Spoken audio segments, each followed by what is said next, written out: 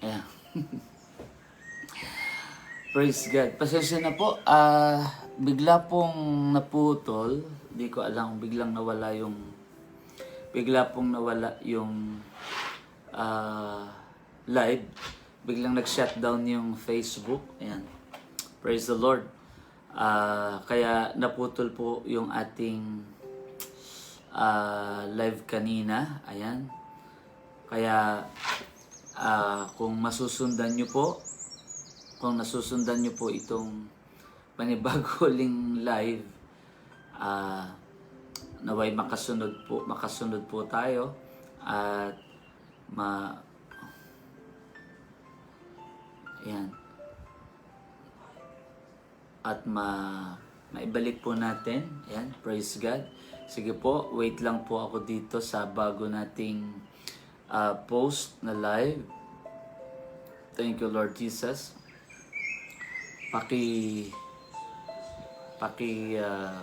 Sundan nyo na lang po. Praise God. Ayan, medyo wala pang tao dito sa ating panibagong live. Siguro po ay umalis na po yung iba. Anyway, thank you, Lord Jesus. Yan, medyo nawala po kanina yung ating live streaming. Di ko po alam. Basta na lang nag-shutdown ang ating Facebook. Pero ayan, itutuloy po natin. Yan, kahit may isa na po tayo, si Ma'am Achi. Ayan, shout out po sa inyo, sa ating pong admin. Praise the Lord. Si Sister Ma'am Leonora Dato ay wala pa po siya, siguro baka hindi niya alam na nag-open ulit tayo. Ayan. So ang atin pong ginagawa dito sa ito mahirap sa ating internet, but anyway, God is faithful. He's working.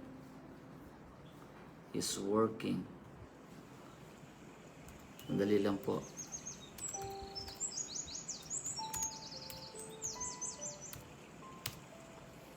Thank you, Lord. Okay. Ayan. Ituloy natin ang ating pong ginagawang devotion and prayer. Thank you, Lord. Panalangin sa ating Panginoon Diyos. Okay. Ituloy ko na lang yung naputol kanina, mga minamahal.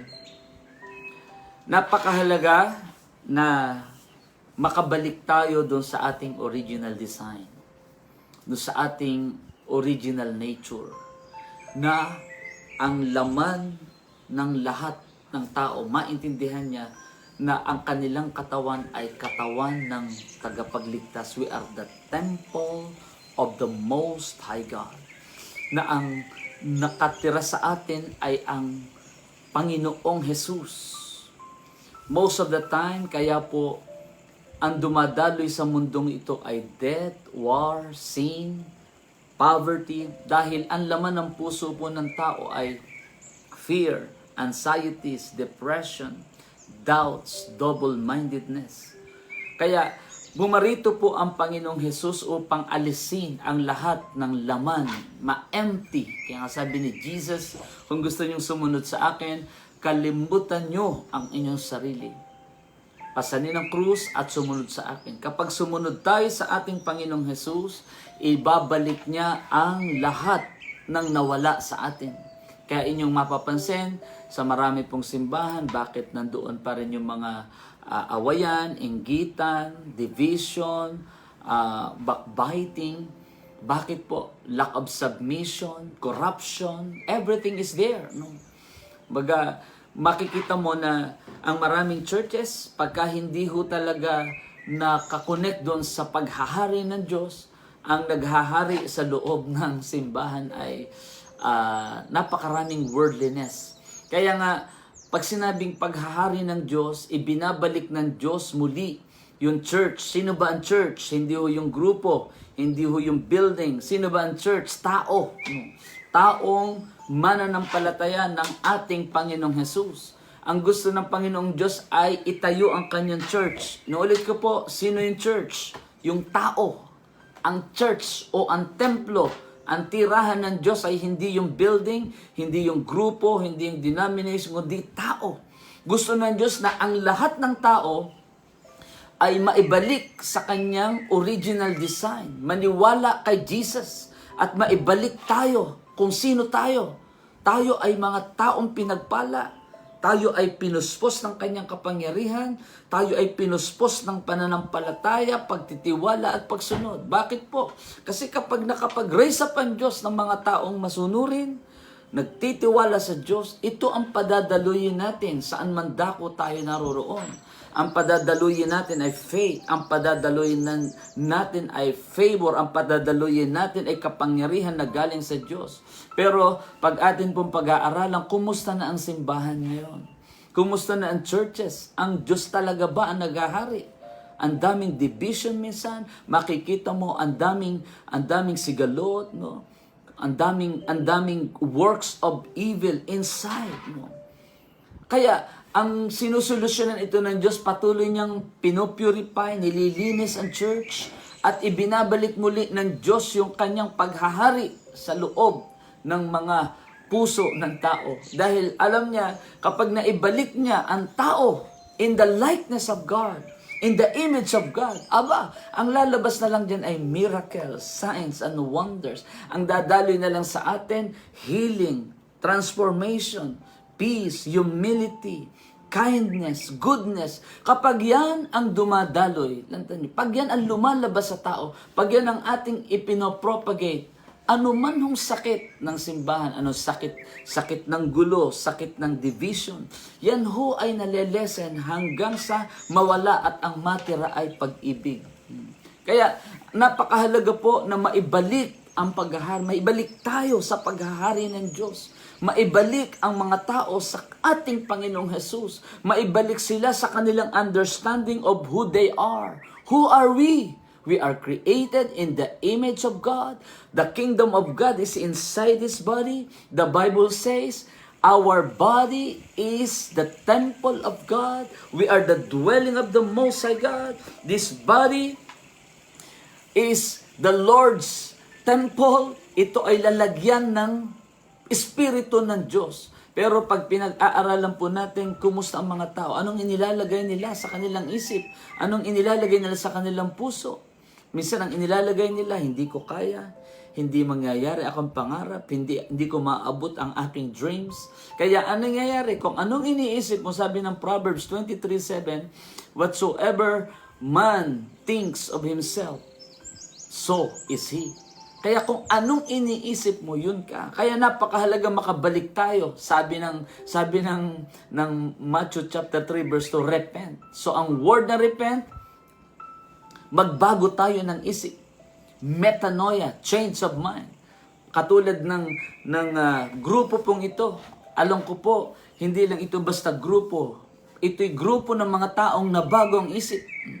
Na alam nila na sa pamamagitan ng pagpipray, pagkakaisa, pagmamahalan, pagsunod sa leader, at pagtitiwala sa kapangyarihan ng Diyos, the atmosphere of death, the atmosphere of sickness and diseases, the atmosphere of division, the atmosphere of fightings, the atmosphere of war, it will just stop naturally because of the anointing, because of the goodness of the Lord. Kaya napakahalagang makita po natin ang purpose. Alam po natin, tayo pong lahat, sabi ng Bible, out of our belly, river of living waters will flow. Kung atin pong babalikan sa book of Genesis, ay may apat na river na dumadaloy po doon sa Genesis, no? At ito pong river po na ito po yung Pishon. Alam siguro po, familiar po kayo, Pishon, Gihon, nandun po yung Tigris, at saka po yung Euphrates, no? Ito pong apat na river po na ito ang source, watering source ng entire garden para yung life ay mag-exist, no? At hanggang konektado ka sa river na ito, ang buhay ay mananatili. Kaya nga, nananatili yung paradise atmosphere, paradise nature. Alam niyo mga kapatid, kaya pumunta dito si Jesus, ang dala niya dito langit. Kaya sabi niya, let your will be done on earth as it is there in heaven. Alam ko po, tatawag ang Diyos sa mga babae at lalaki na magiging channel ng healing, magiging channel ng peace, magiging channel ng reconciliation, magiging channel ng signs and wonders and miracles. And I believe the Lord is raising up more souls, more body, more temple na magiging channel of blessing, O Lord God, sa prayer group na ito, Lord God. You are raising a man and a woman with the stature of our Lord Jesus Christ, and you are preparing us, you are establishing us, you are strengthening us, Lord God, because you want to use us, Lord God, to heal this nation, to heal the world, to heal relationship, to heal the community. Oh, dearest Father, nagpapasalamat kami sapagkat sa mga panahon pong ito, pinadaan mo kami sa ganito pong situation sapagkat nais mo na ibalik muli yung church, the radiant church, the glorious church, the church in the likeness of Christ. Katulad ng sinabi mo sabi ng Diyos sa Ephesians chapter 5, verse 32, Christ and the church are one. So ibig sabihin, kapag ang church ay talagang kaisa ng Panginoong Jesus, yung church po na yan, ay katulad ng ginawa ni Jesus, naging source ng healing, source ng deliverance, source ng transformation, ng salvation, and so on and so forth. So tayo po na mananampalataya, we, the Church of God, I know and I believe, nire-raise up tayo ng Diyos bilang church on the rock. Simbahang nakatayo sa bato, where no power of hell can ever prevail. We have all the keys of the kingdom.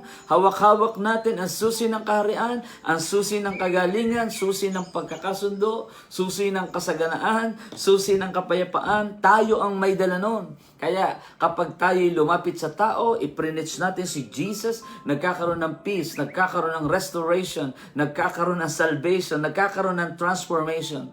Mga minamahal ko, salamat po sapagkat ang prayer group na ito ay napangunahan, na itindig at naitayo. Alam ko pong maraming ipapagawa ang Diyos sa lahat ng kasama rito. Maraming ipaparanas ang Diyos saan man dako makarating ang ginagawang pananalangin dito. I know and I believe God will use this platform, this prayer group, to be a channel of blessing, to stop all the wiles, all the deception of the evil one. Naniniwala po ako na ang atin pong Panginoon Diyos ay hindi kailanman tumigil na gumawa ng mga bago at dakilang bagay. Kaya napakahalagang makita po natin ito, mga minamahal ko, katulad ng pagbaba ng ulan, mga kapatid. Bakit bumababa ang ulan? Ang ulan ay bumababa dito sa lupa dahil siya ay dumaan doon sa tinatawag na process, yung tinatawag na evaporation, condensation, nandun po yung precipitation at saka yung infiltration. Hindi bababa ang ulan kung hindi dumaan sa ganitong process. At sa atin pong kasalukuyang panahon, di ba kaya nag-evaporate yung tubig? Dahil ng init. Yan. At kapag ka ito'y nag-evaporate o maakyat doon sa taas, ito ay nagko-condense, nagiging ulap. Pag mabigat na yung ulap, pag mabigat na yung mga nabuong tubig, ito po ay magpe-precipitate, babagsak. Dahil sa atin, sa Pilipinas ay mainit, ulan o tubig ang bumababa. Sa ibang lugar ay snow, minsan hail, o depende sa climate ng isang lugar. At pagkatapos noon, nagkakaroon ng infiltration. Ito pong 4 cycle ng pagbaba ng favor and grace of God. Yung evaporation, ay ito'y katulad ng ating faith. Kinakailangan patuloy tayong manampalataya. Manampalataya tayo sa kayang gawin ng Diyos. Ano yung condensation? Paano nangyayari? Paano nabubuo? Ito na ang ginagawa natin, prayer. Nagko-condense Sa copy-pray natin, Lord, mawawasak ang COVID nito. Father, maaayos ang bansa. Father, mga relationship ay iyong aayusin. Father God, iaayos mong economy. Father God, you are the Lord of all the earth. Nagko-condense yung ating mga panalangin. At pag yung prayer natin, sama-sama nating prayer, ang buong body of Christ, naiipon yan. Mamaya, babagsak na yan. Precipitation.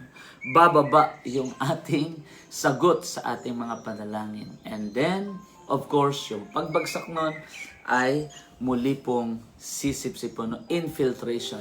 Ang makikinabang, yung buong sanlibutan. Kaya, salamat po. Congratulations sa mga admin at sa lahat ng nagpa-participate dito sa prayer group na ito. I know and I believe, katulad ng pagbagsak ng ulan, ang ating ginagawang pananampalataya, pananalangin, yung pong precipitation, ito po yung ating worship. Ayan. Worship. Faith, prayer, worship, and then obedience. Itong apat na ito po ay nakakatulad ng hydrological cycle, yung water cycle. Paano nagpo-form ang ulap at paano bumabagsak ito bilang tubig sa ating lupa. Kaya yung pong ating pananampalataya, pananalangin, pagsamba at pagsunod, in Jesus' name.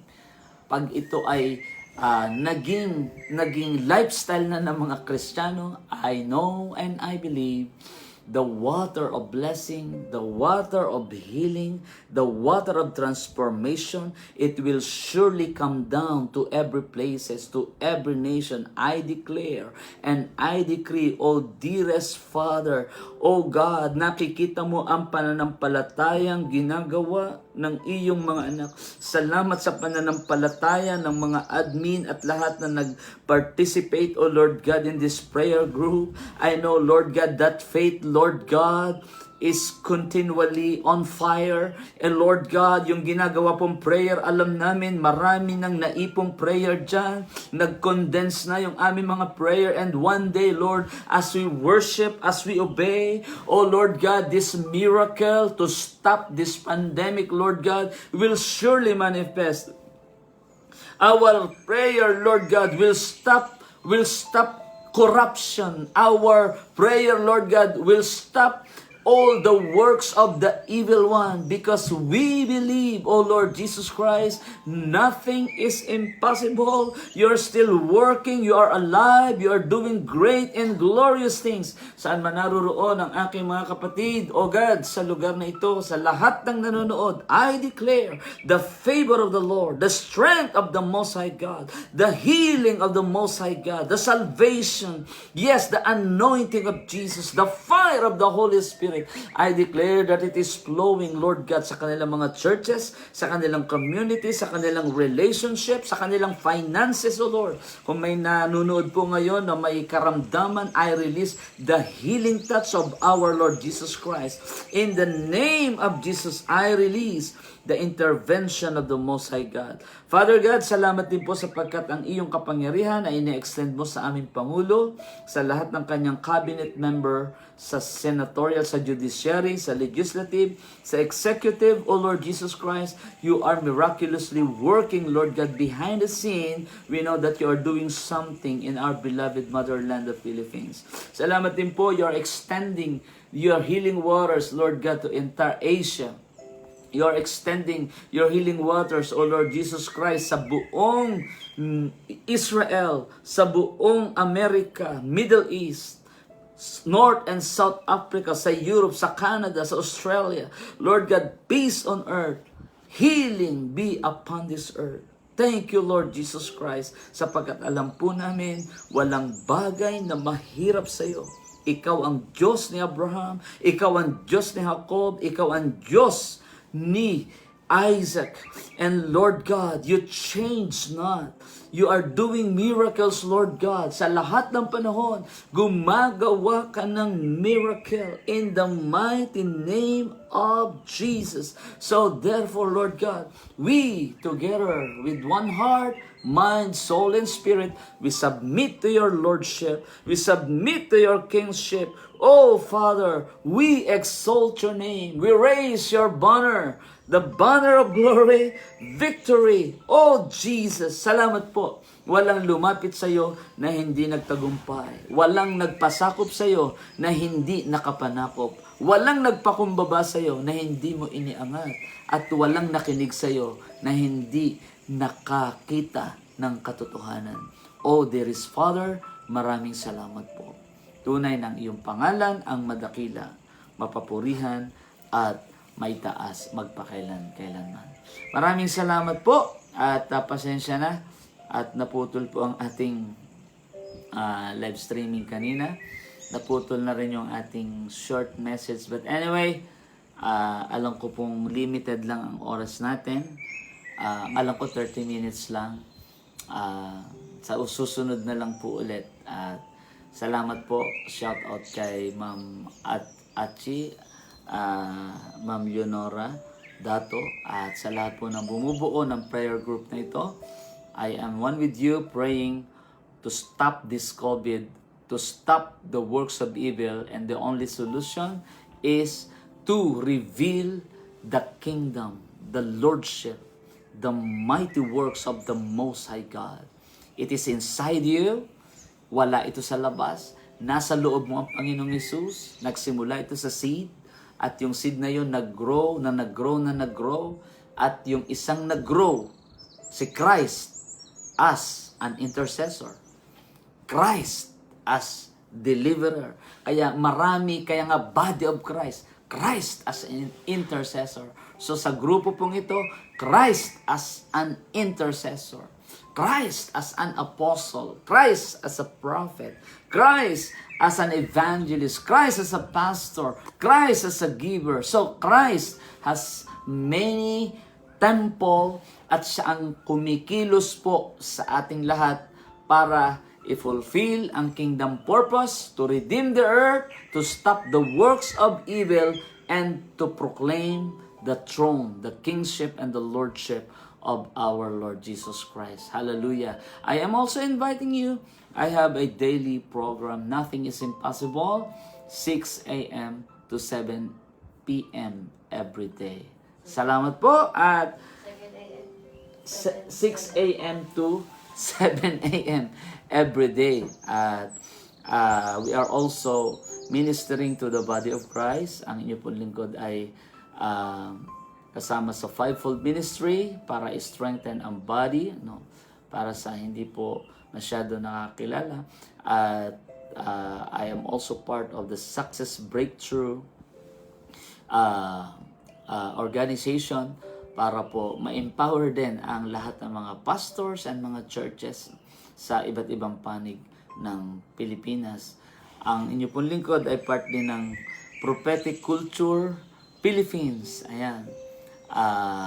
Raising up more prophetic people ready to roar under the anointing and the crown of glory na ibinigay po ng ating Diyos na buhay. Praise God. At ang inyo pong lingkod ay kasama rin po sa Board of Director ng Christian Bishops and Ministers Association in the Philippines or CBMAP.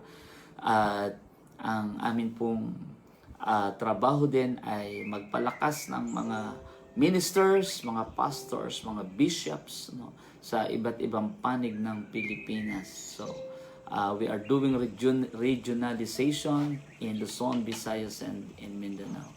At of course, sa inyo po lingkod ang Senior Spiritual Director ng City of God Church dito po sa Nasugbu, Batangas. Ayan, makapasyal po kayo minsan dito at kayo po ay kapamilya ng tahanan. Meron din po kaming 10 online live streaming everyday na nagsimula din itong pandemic. Because of this pandemic, kami sobrang pinagpala, no?